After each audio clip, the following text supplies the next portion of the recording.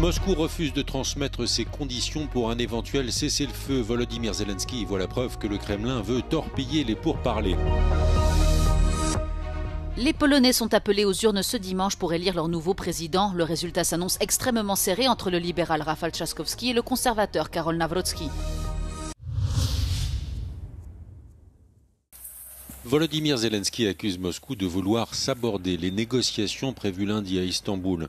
Moscou refuse d'envoyer le document détaillant ses conditions pour un éventuel cessez-le-feu et Volodymyr Zelensky voit la preuve que les Russes font tout pour que la réunion n'apporte aucun résultat. Зараз, якщо чесно, ані ми в Україні, ані Туреччина, як приймаюча сторона, не маємо жодної інформації про російський так званий меморандум. Росіяни чомусь приховують цей документ. Абсолютно дивна, якщо чесна, позиція, жодного розуміння формату. Мабуть, вони в Москві взагалі відвикли від дипломатії. Les autorités ukrainiennes rapportent 2 morts dont une fillette de 9 ans tuée par des frappes russes dans le sud du pays. Dans le nord du pays, les responsables ukrainiens ont ordonné l'évacuation de 11 villages de la région de Soumy où les Russes revendiquent ce samedi la prise d'une localité. 2 semaines après les Roumains, c'est au tour des Polonais de se rendre aux urnes ce dimanche pour élire leur président. Un scrutin qui pourrait influencer la trajectoire politique de la Pologne, tant sur le plan national qu'européen. Le résultat s'annonce extrêmement serré entre Rafał Trzaskowski, actuel maire de Varsovie et proche du Premier ministre Donald Tusk, libéral et pro-européen, et Karol Nawrocki, historien conservateur soutenu par le parti Droit et Justice, qui ne cache pas ses admirations pour Donald Trump.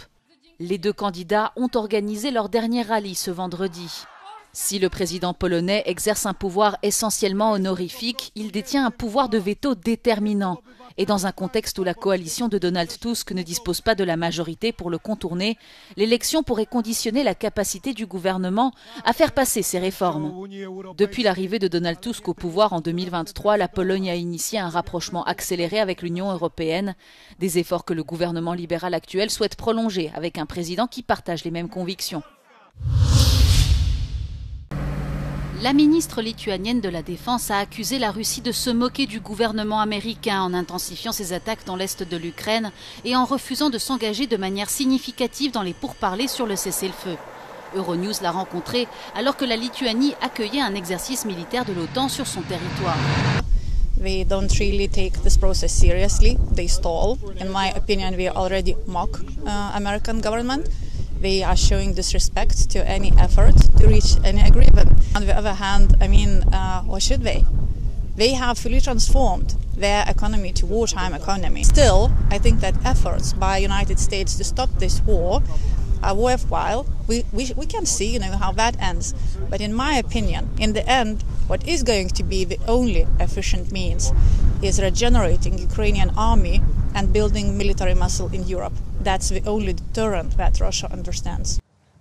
L'Ukraine et la Russie devraient reprendre les pourparlers de paix directs lundi à Istanbul, en Turquie.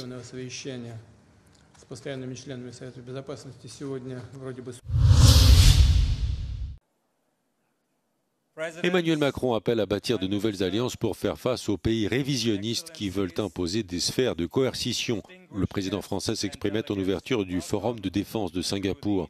La charge d'Emmanuel Macron avait pour cible principale Pékin et Moscou et implicitement Washington. Le président français plaide pour une alliance pour le libre-échange entre l'Europe et l'Asie, entre la Chine et les États-Unis.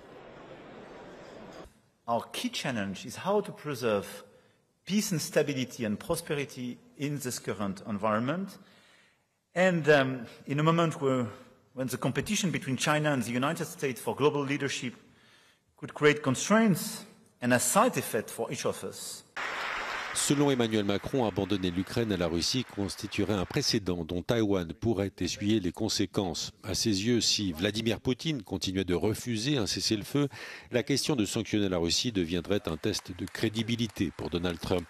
Le président français appelle par ailleurs les Occidentaux à ne pas laisser faire Israël, au risque là aussi de perdre toute crédibilité à l'égard du reste du monde.